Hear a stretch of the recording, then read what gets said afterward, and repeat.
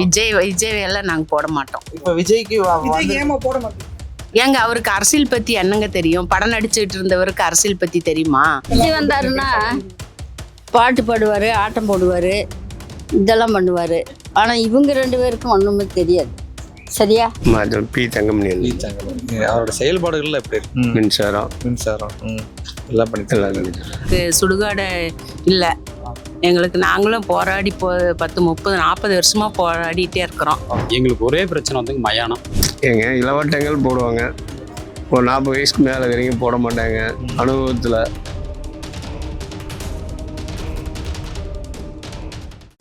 B Thangamani அவரோட செயல்பாடுகள்ல எப்படி இருக்கு? நல்லா இருக்கும். எனக்கு என்னென்ன செயல்பாடுகள், என்னென்ன நலத்திட்டங்கள் உங்களுக்கு வந்து அது பண்ணிக்கிறாருங்க? இது எந்த ஏரியாங்க ஆக்சுவலா? ஓடப்பள்ளி ஊராட்சி ஒன்றியம்.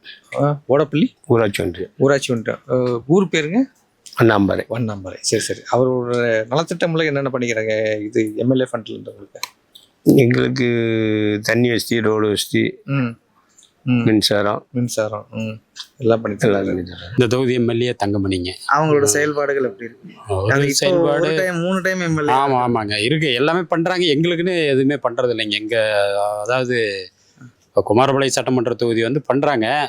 குறிப்பா நாங்க வந்து எங்க குக்கராயன்பேட்டை பகுதிக்கு, எங்க ஆதி திராவிட மக்களுக்கு அம்பேத்கர் நகர் வந்து பண்றதே இல்லை. அவரோட மைனஸ்ன்னு சொல்லிட்டு ஏதாச்சும் இருக்குங்களா?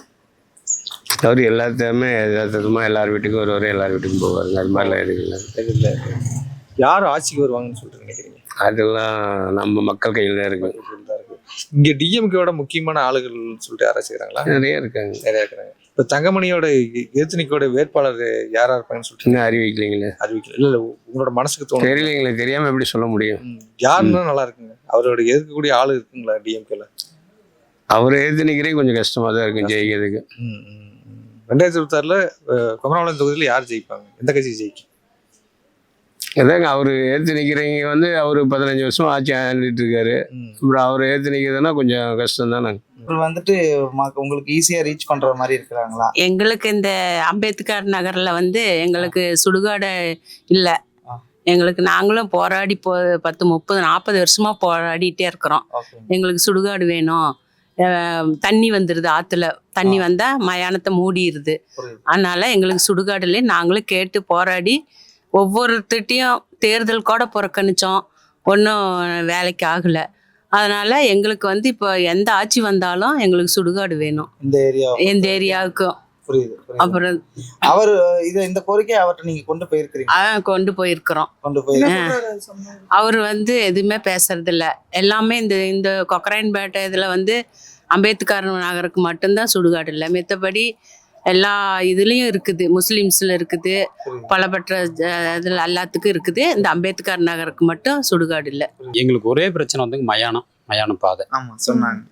இது வந்து பல முறைங்க அவர் கவுன்சிலராக இருக்கும்போதே நாங்கள் வந்து சேர்மன் நினைக்கிறேன், சேர்மனாக இருக்கும்போதே நாங்கள் வந்து அவர் வந்து இப்போ பாதையெல்லாம் பார்த்தாரு, நான் செஞ்சு தரேன்னாரு. ஒரு தடவை எம்எல்ஏ இருந்தார், 3 தடவை மினிஸ்டர் இருந்தார். ஒன்றுமே கிடையாது, செய்யலை.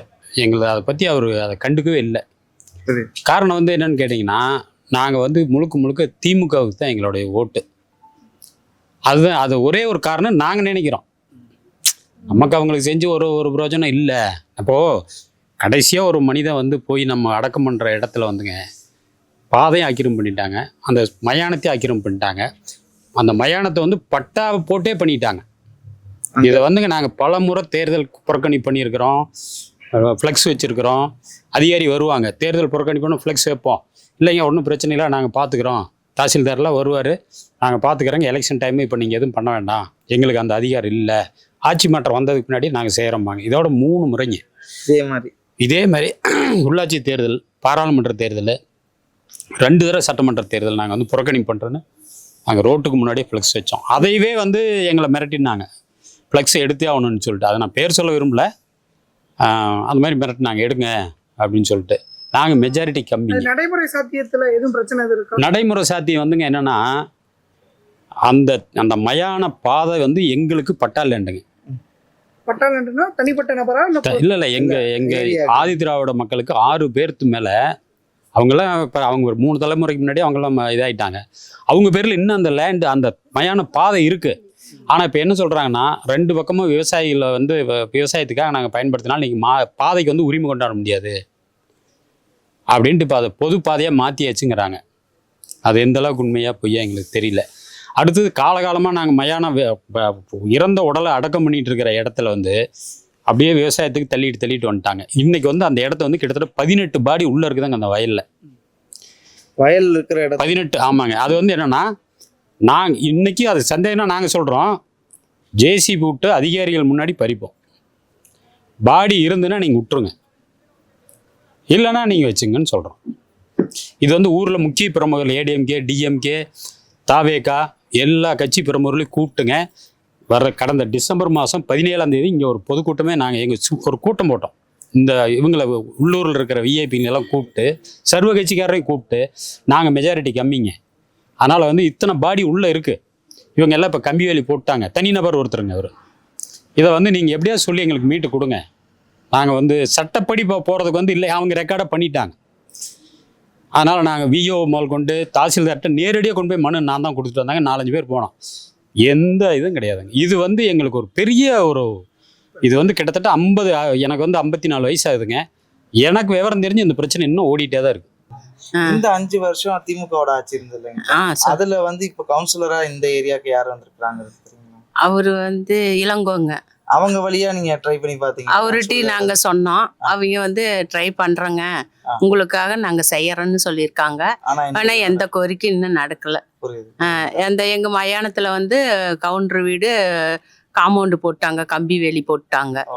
அவங்க வந்து எடுக்கிறோம், எங்களுக்கு கொஞ்சோண்டு இடம் மட்டும் நாங்க ரெக்ஸோட்டா கேட்கறோம், தயவு பண்ணி கேட்கறோம். அவங்க வந்து தர்றேன் அப்படின்னு சொல்லல, தரலைன்னு சொல்லல, அது அப்படியே சைலண்டா இருக்காங்க. இதுக்கு ஒரு தீர்வு வந்து வந்தா நல்லா இருக்கும். இப்ப இந்த 5 வருஷத்துல மகளிர் உதவித்தொகை 1000 ரூபாய் கொடுத்துருக்காங்க. அதே மாதிரி பஸ்ல மகளிருக்கு ஃப்ரீன்றது சொல்லிருக்காங்கல்ல, அது உண்மையாலுமே பயனுள்ளதா இருக்குங்களா?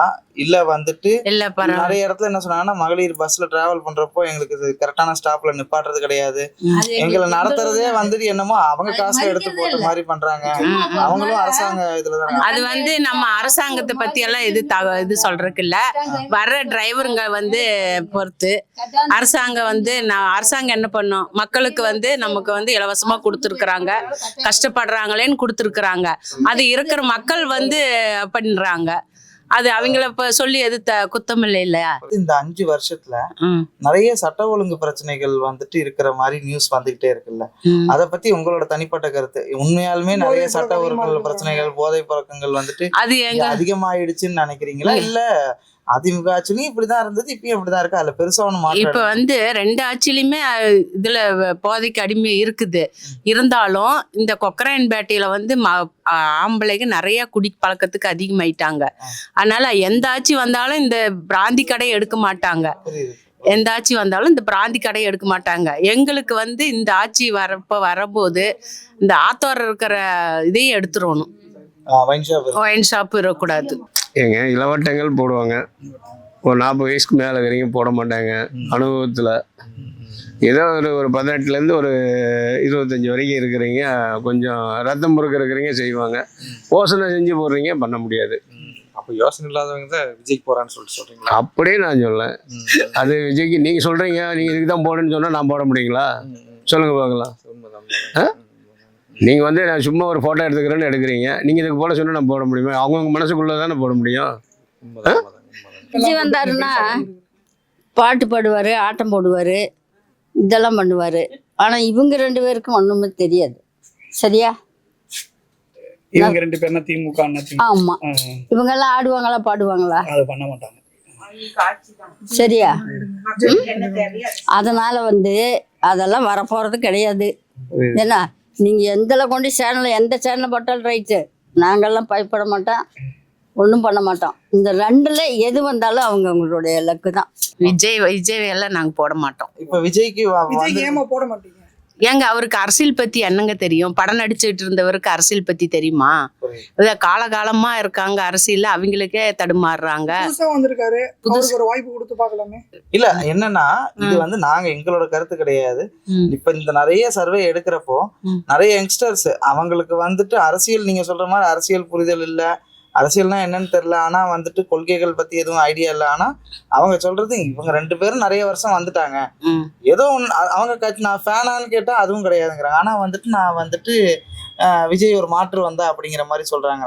இப்போ இந்த ஏரியாலையும் இந்த அம்பேத்கர் நகர்ல பசங்க பிள்ளைங்க இருப்பாங்கல்ல, அவங்கெல்லாம் வந்துட்டு விஜய்க்கு தான் ஓட்டு போடணும் அப்படிங்கிற. இங்க இந்த அம்பேத்கர் நகரை பொறுத்த வரையும் விஜய்க்கு நல்லா யாரும் இது இல்லை, வரக்கூடாதுன்ட்டு இல்லை. இப்போ வந்து எங்க மாதிரி ஆளுங்க வந்தா அனுபவப்பட்டவங்க தெரியும். நீங்க சின்ன பசங்களுக்கு என்ன டே இதெல்லாம் பார்த்துட்டு போய் ஒரு படம் பார்த்துட்டு போலவா. யார் படம்? விஜய் படம். சரியா?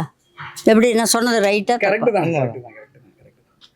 விஜய் அவர் தான் த்ரிஷாவோட இருக்கு, அதெல்லாம் பத்தி உங்க கருத்து என்ன? அவருடைய தனிப்பட்ட முறையில வாழ்க்கையில பொண்டாட்டியோட விவாகரத்து, அதனால ஏதாவது தாக்கம் இருக்கும்னு நினைக்கிறீங்களா அரசியல்ல? அது வந்து குடும்ப பிரச்சனை, அதுல ஒண்ணும் பிரச்சனை தேவையே இல்லை நமக்கு.